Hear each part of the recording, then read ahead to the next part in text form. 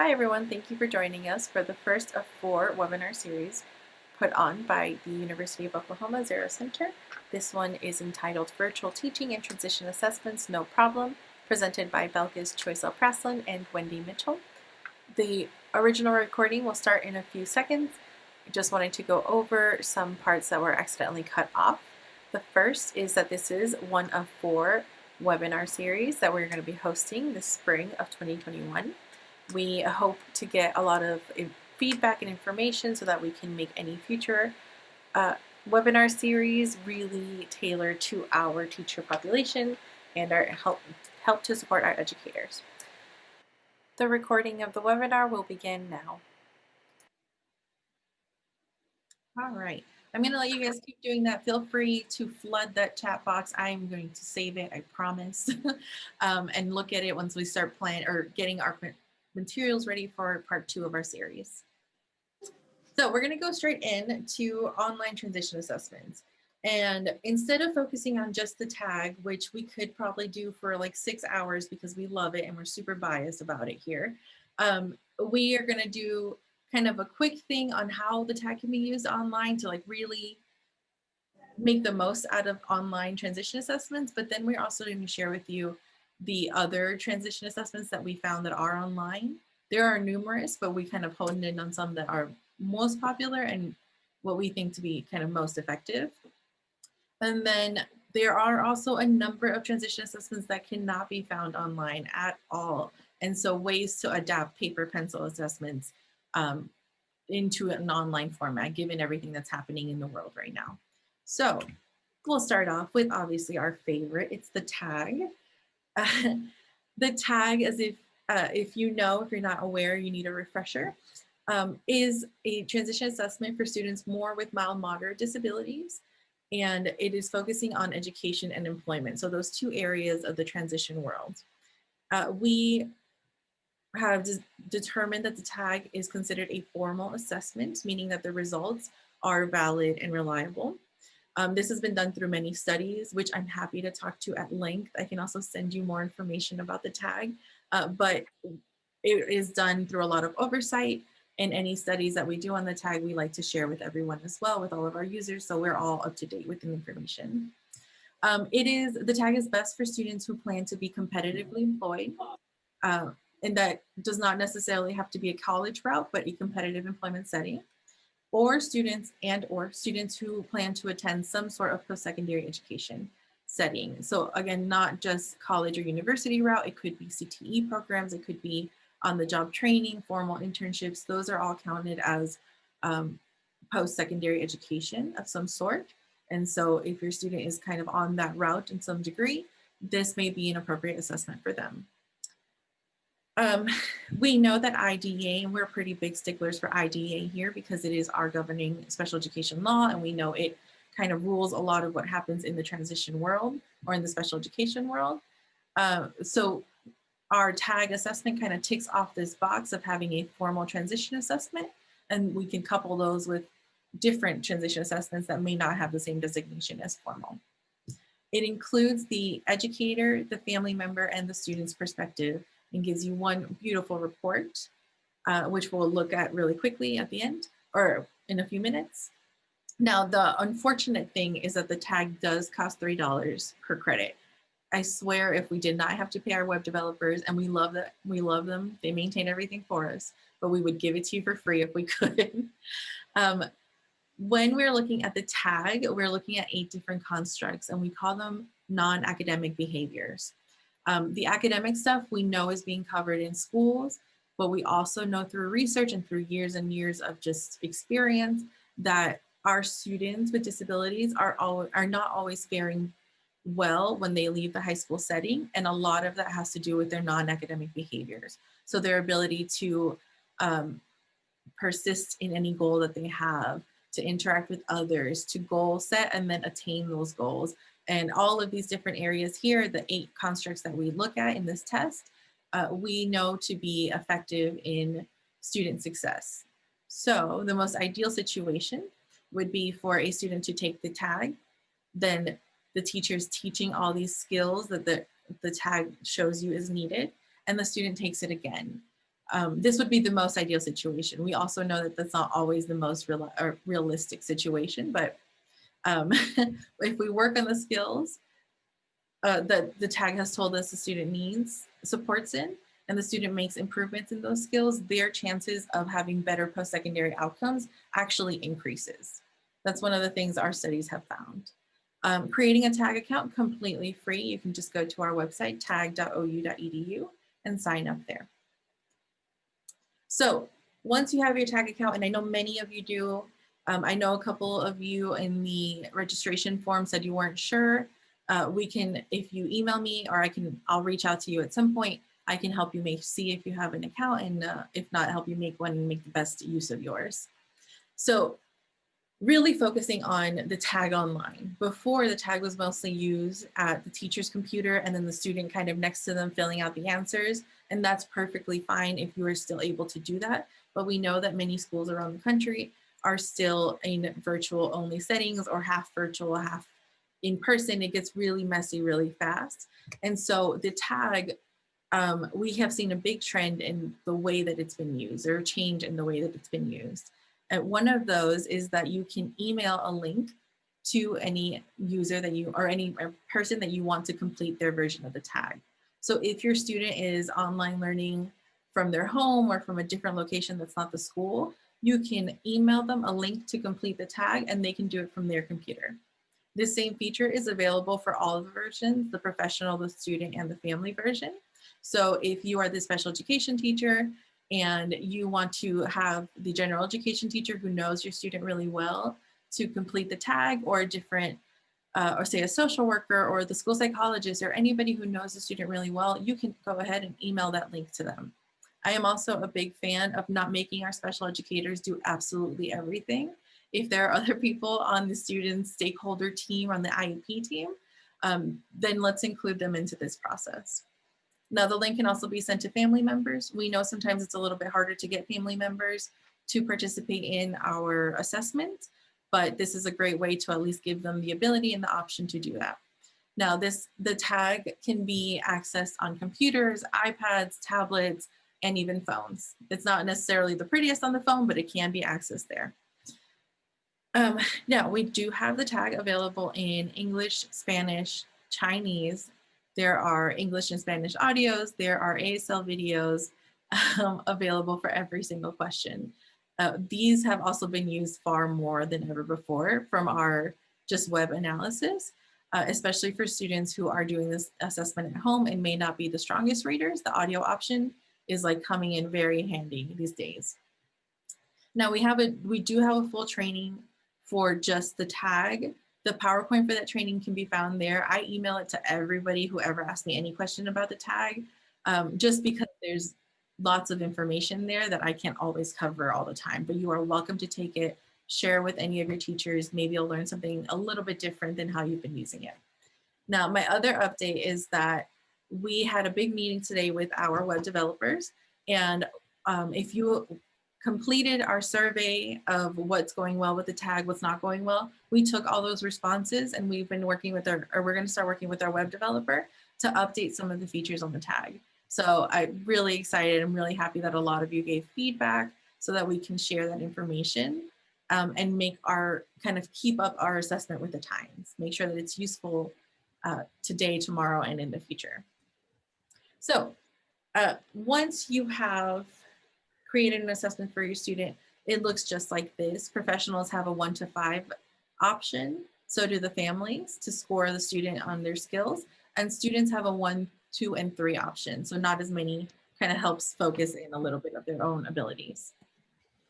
Like you'll see there, every question has an audio and an ASL video included. This is my favorite part, and the part that is that has always been used, but now really taken advantage of these days, is our results page. When you get to the results page, you can download it and save it, add it to your reporting document, send it to the family members now by email. All those things we know were being done to some extent before, but sometimes they weren't really even touched. This is the best time to start using this feature where you can download the report. The report looks just like this. You'll get you'll have the ability to see the responses for everybody who's turned it in or who submitted the assessment. You'll be able to see it for each of the 8 constructs we test. Then you're going to get a list of the students' greatest strengths and relative strengths, and their greatest needs and relative needs based on the survey responses or the assessment responses. And then when you scroll down just a little bit more on this results page, you're going to get a list of suggested goals attached with their Common Core standards. Now, one of the biggest feedbacks we got from that survey was that people want more goals, and they are coming. We are working on them. We are almost ready. They go through a pretty big vetting process because we want to make sure that they are IDEA compliant, but also quality goals. We don't want to throw junk goals at you guys. We want them to be associated with these areas of need, but also good goals to use. Okay, so we get this question probably like 10 times a day. When is the TAGG A coming? And it is totally coming, I promise. It is in its final stages of analysis. I wish I could explain more what that means. I have no earthly idea what analysis is at this level of assessment, but we have been told an expected ready to use date by early fall 2021. So should be coming soon. They are working on integrating all of the platforms together. The cost will be the same. It'll be $3 for credits. And if you say that you have an account now with 20 credits, your current credits can be used for any TAGG or TAGG A. So you won't have to buy different or make a different account. That will all be at one central location.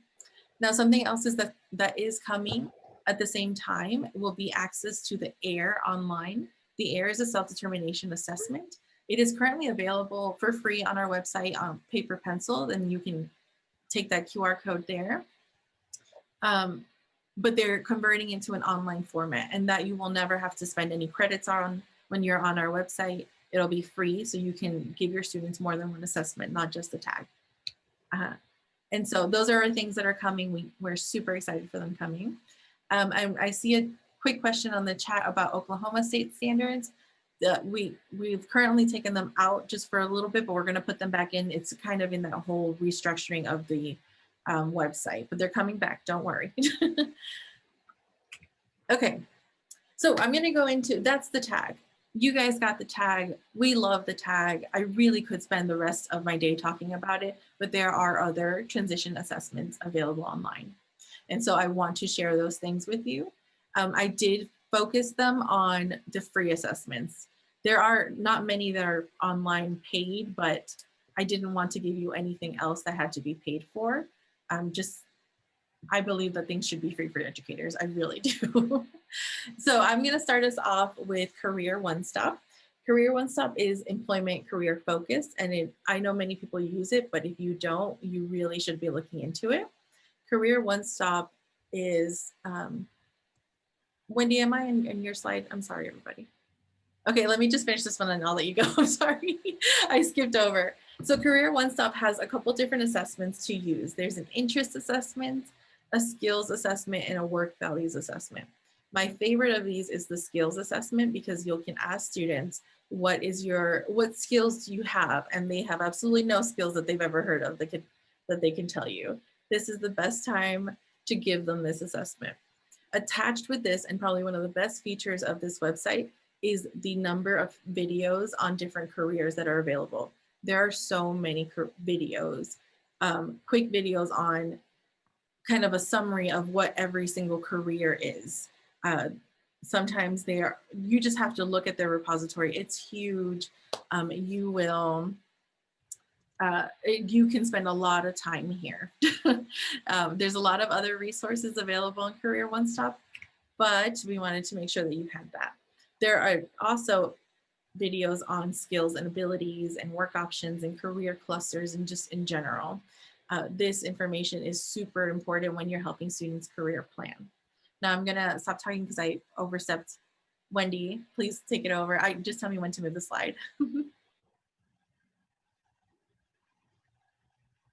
You're muted, Wendy.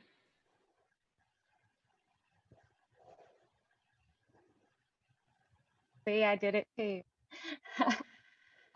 Okay, so the next thing is the ONET, which is actually, let me find my little, Now I've got all my notes mixed up.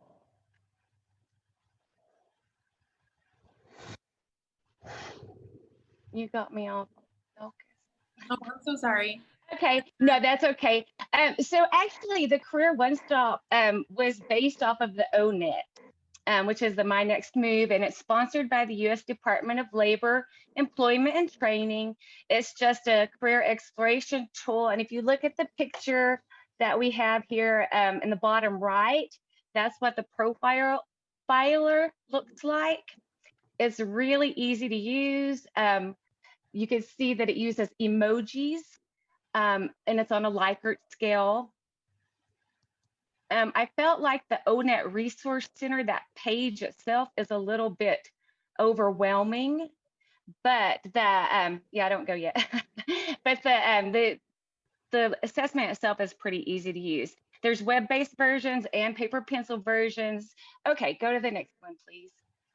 All right, so whenever you get your results, it's going to come up with the RIASEC format, which is the 6 occupational interest areas. And in the top right of that slide, you can see that it's realistic, investigative. So this is the result that you will get after you take the assessment.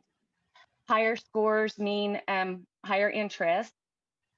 And then you can, the next, in the middle of that slide, it is the next section, which, would you go back? Yeah, the middle right there is talking about the job zones, which is how much preparation you need.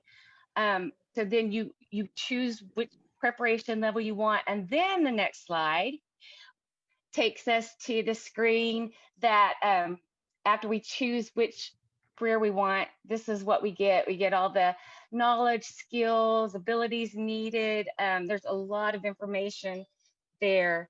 Belkis, do you have anything you want to add on that one?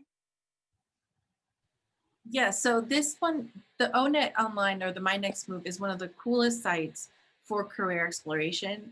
Not only because it's color coded, but it's fast compared to, like, something about the colors makes the assessment go like a lot faster than you think.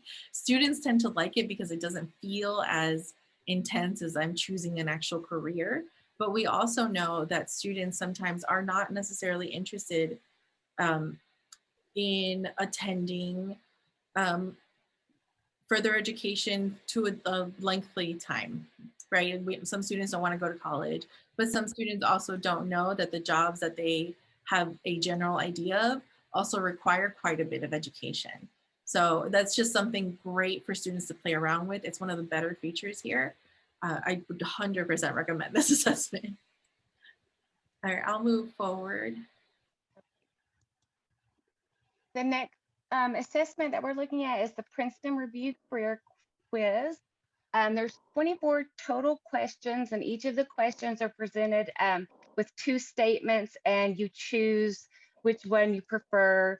The statements vary from career type questions, like I would rather be a wildlife expert or a public relations professional. They also have questions that are more like characteristics of the person taking the assessment. Like, I'm usually patient when I have to wait, or I get restless when I have to wait. There's, like I said, there's 24 total questions. And once you get the assessment finished, you get, would you go to the next slide, please? You get your printout of your recommended careers up in the top right.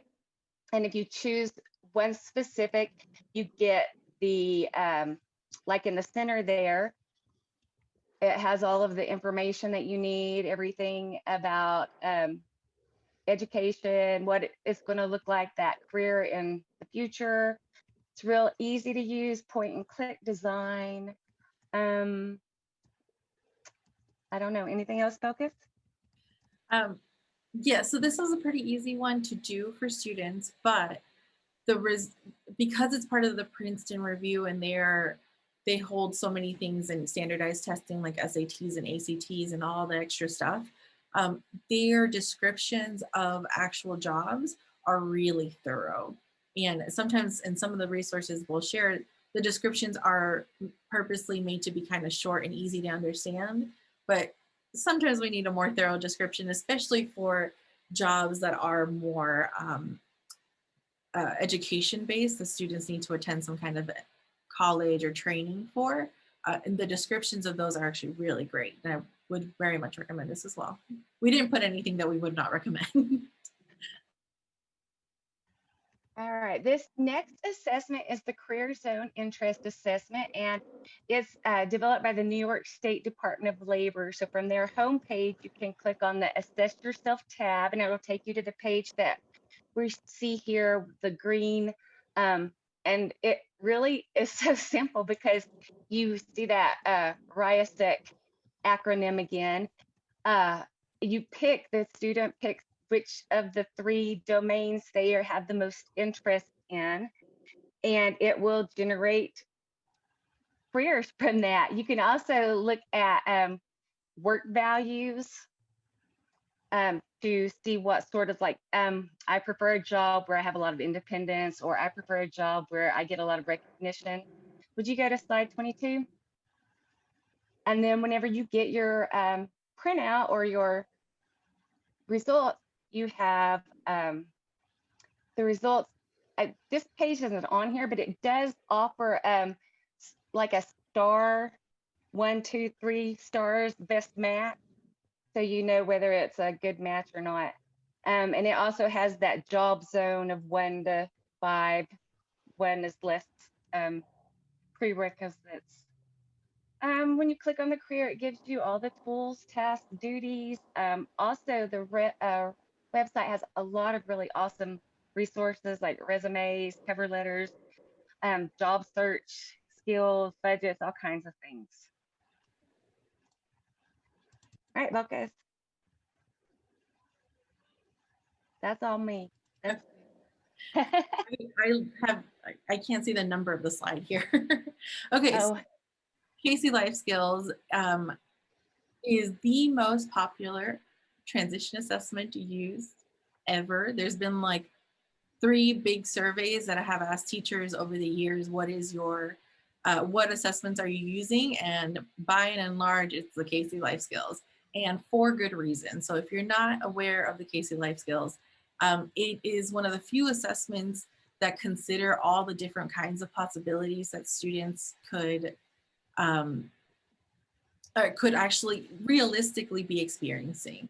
And it was designed originally for students who are at-risk youth is their term, but students who are in foster care. And so the questions are really looking into independent living, but to a realistic degree. And so the original version that is just in that picture there, highlighted CLS, that one is considered formal. Now, all the other versions that are available and there are listed there are not considered formal, but that does not mean that they're not good. They are very good. Now, the original CLS is often given to students with disabilities, and it can be an appropriate assessment specifically for your mild moderate students. But if you're looking for something to be a little bit more specific into disability awareness or disability education, then I would suggest looking at the education supports version of this assessment. They're all available online. You can download them. You could do, I believe, not all of them are able to be done online, but we'll talk about how to convert some stuff later. Now, the Casey Life Skills looks into these areas, and this is what I mean by independent living. There's daily living, self-care, relationships and communication, housing, money management, work study, all of these different areas. It is asking students, have they considered it? To what degree do they feel? Are they prepared to do these things? And down below, you'll see that they're by color. That's how the student will put it in, or put in their answers, or you record their answers with them. It's just a really great way to get some of this conversation on independent living started. Now, as you may have noticed a pattern, there are a lot of career-focused assessments online. There are far more than we have even talked about. So you can start it off with a silly quiz from BuzzFeed to say what kind of bagel will determine your career. Those are all fun and great, and there's so many similar things available like that, but there are few independent living resources in general, especially for students with disabilities, and I would really say that the CLS, the Casey Life Skills, is one of the better tools available for teachers or any or students to use. All right, now we do have the self-determination inventory. If you are not as familiar with self-determination, in a nutshell, it is an individual's ability to understand themselves, advocate for themselves, and take action to make their own lives better. Self-determination as a theory is like far more complicated than that. That is a very oversimplification, but a pretty good way to think about it too. Now the the STI, it comes out of the University of Kansas. Much like the TAGG, they have normed their results. They have tested it with many, many people. There are many studies to show that this is an appropriate formal assessment. So we can definitely use this assessment to tick off a formal box. One of the best things about the STI is that they're pretty short. They do not take an extensive amount of time, which is wonderful when you are trying to get something done. And especially in our virtual lives right now, when we're trying to get something done in 10 minutes because our students may not be able to sit through 60 questions right now, or don't have the time or the internet bandwidth to do that for us. The STI is 10 minutes long. The student version is designed for students ages 13 to 22. It is not necessarily made for students with disabilities in mind, though this area or this organization out of the University of Kansas does focus on disability. You just have to kind of take it as it comes. It will be okay, I promise, because self-determination applies to every individual, not just those with disabilities.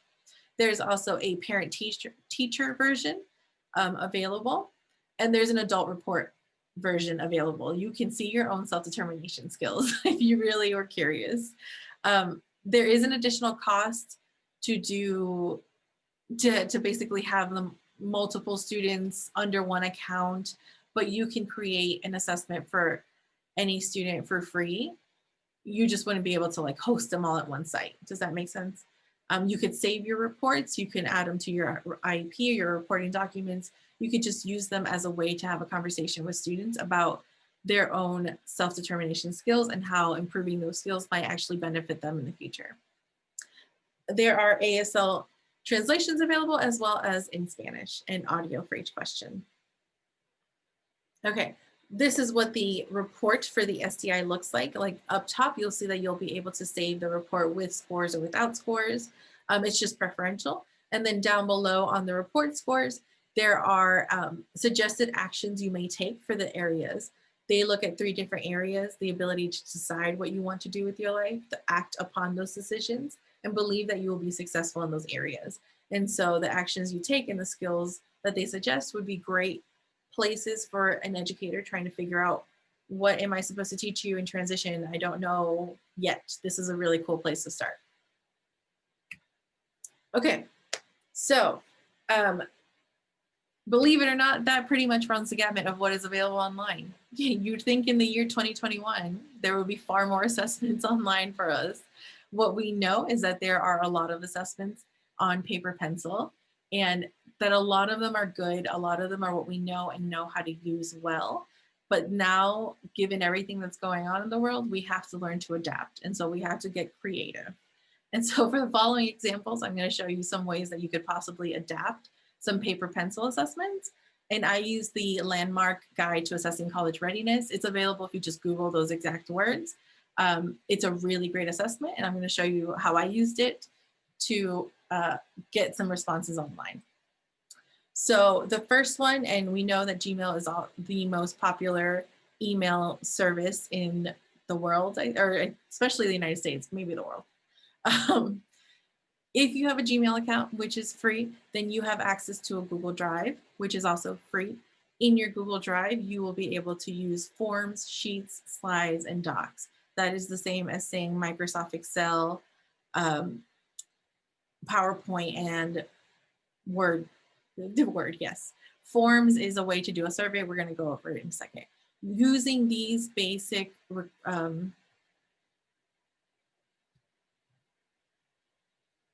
apps, I don't know what the right word is, I'm sorry.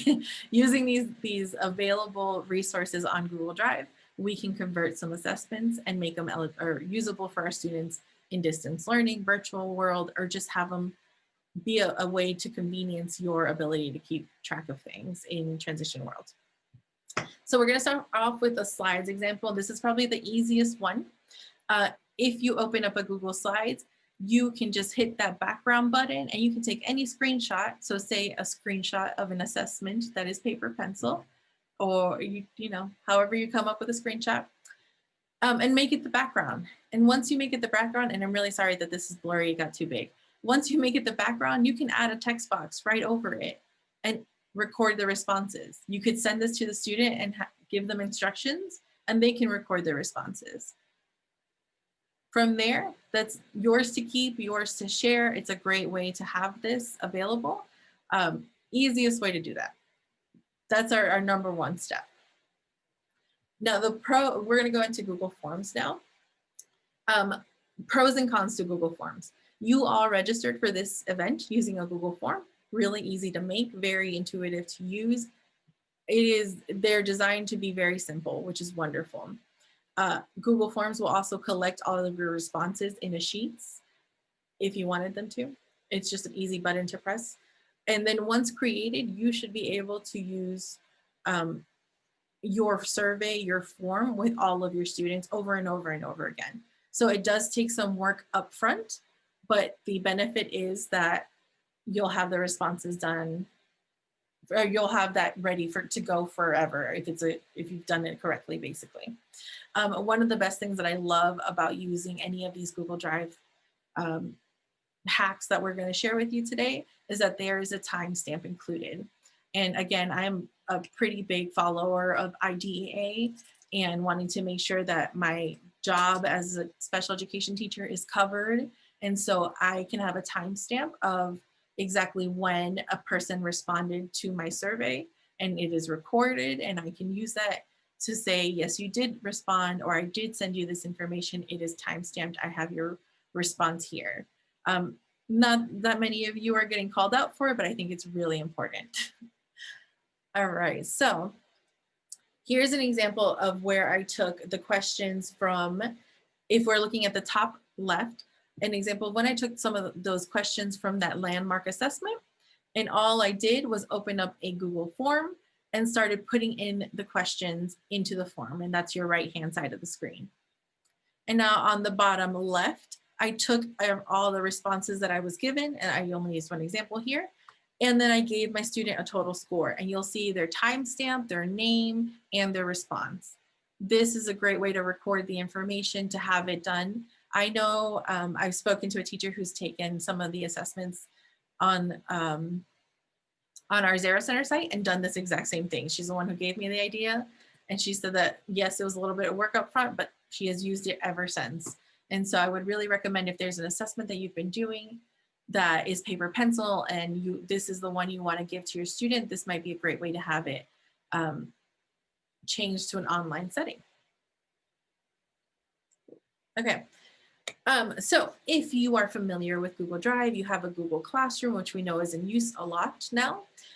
You can have add-ons. Add-ons are just like these little extensions that you can download really quickly, and they go straight into your Google Drive. It's really great. Orange Slice will serve you so many ways as a teacher, I think. It can create a rubric and score it for you, really, or of any rubric. And so what I did was take our rubric, I'm going to show you in a second, was take the same questions from that landmark, and I made them into a rubric. And all I would have to do is record the student responses. And I can list here if I want it to be a percent, if I want it to be weighted. There's a lot of different options for how to score. It's just based on, it could be based on what your own criteria is, but if you have an assessment like this, you can have it score for you, and it gives you a response. And so all you have to do is add your students' responses in here, or have them added themselves, and you'll get a final score. You can share that with them. All right. Now, there are many different versions of this Meister add-on. Meister is a way to make like a visual map. There Google Drive also has lucid charts. They have a lot of different similar capabilities. I just wanted to show you one of them. Meister, I think, would be best used when you are having a transition conversation with your student.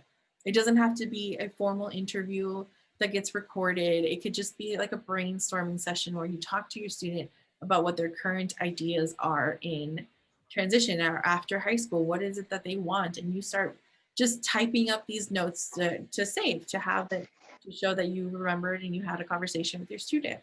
These interviews can bring a lot of light to the transition planning process.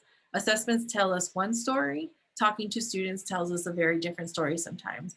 And sometimes those stories need to meld, need to merge.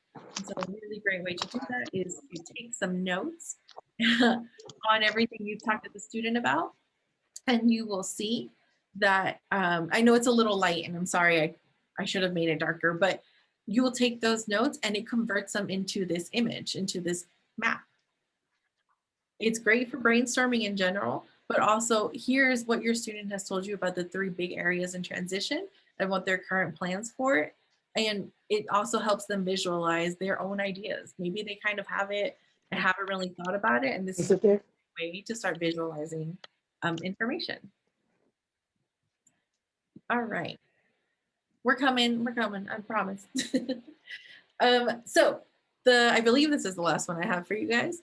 Xodo, I think that's how you pronounce it, is a PDF viewer and editor. It's great for like your daily life, but the Xodo, what it will do is take a PDF, and on the website, you don't have to download anything. You can edit, you can annotate, you can add. So if you have a transition assessment that you have available through PDF, you can upload it there and record the students' responses immediately on that website and save a new version of it. You can also create an account and share the file with other people straight on their website, just like Google Drive will let you share. It is partly designed to be to work in Chromebook.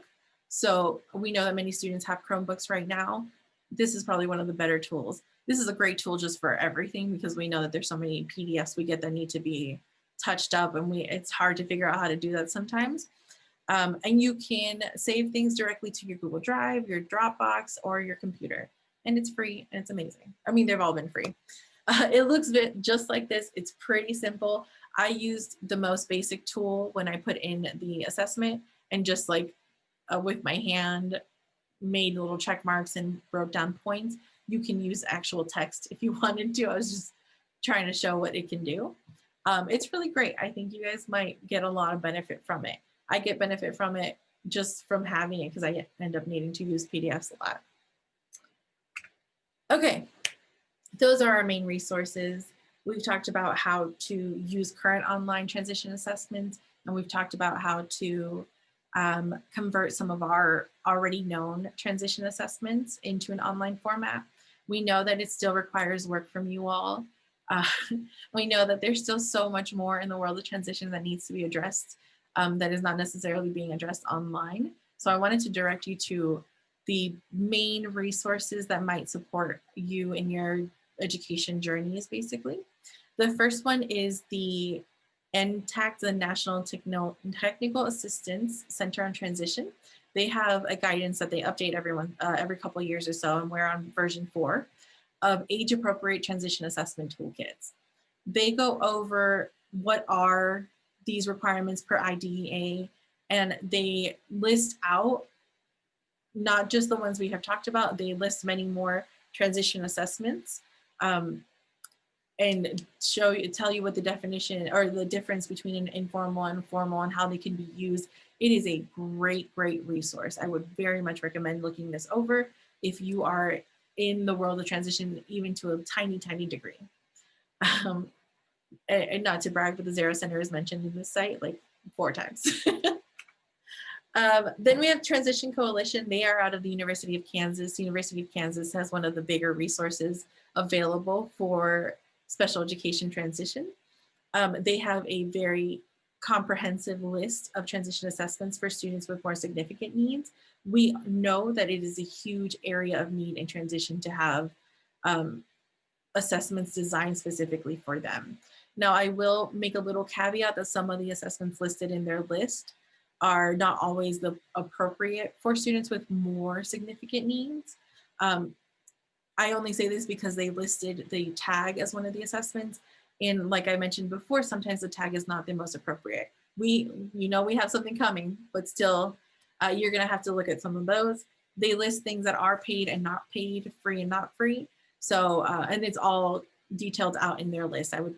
If you're looking for different assessments, you need to find something that's more appropriate for your specific student, or you need to shake it up. You are tired of using what you're using. This is a great place to start. This is also part of the Transition Coalition. Their actual website has so much information. This PowerPoint, it's another PowerPoint shared here from Mary Morningstar, huge in the transition research world. She has this amazing PowerPoint on all of these areas and assessments that could or are used to assess these different areas. This is definitely designed for students with more significant needs. Really recommend if you're in this area of transition. And then we have the Indiana University resource. It is a lot more informal, but it's super easy to navigate and use.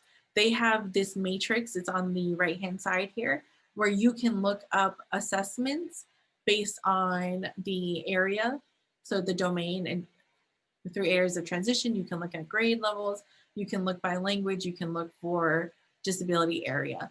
And a lot of their resources that they share, completely downloadable, completely free, but a lot of them are informal, something that they have created on their end.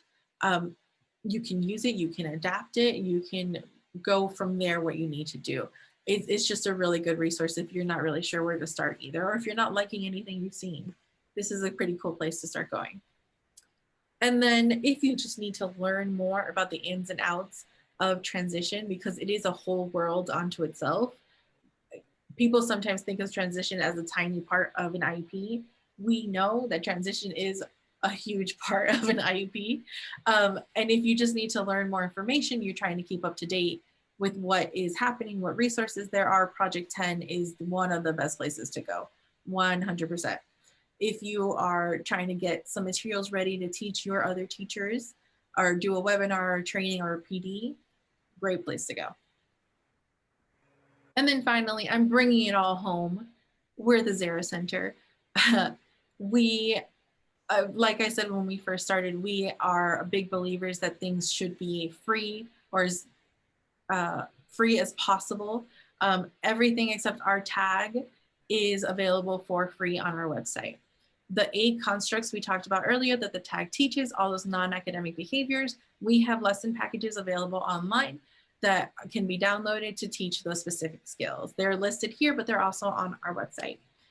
They are free, full curriculum packages, lessons, downloadables, reproducibles, it's all there. When you go to our site, the zarrowcenter.ou.edu, I like to call it the best center.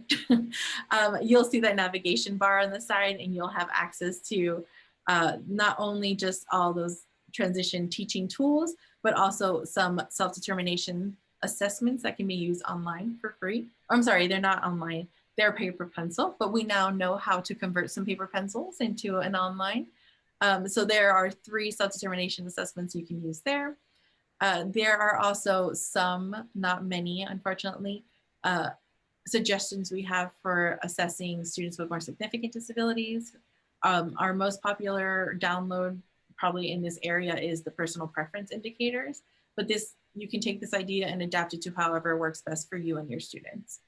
And then finally, access to any presentation, professional development, training, webinar that we have is available on our website as well.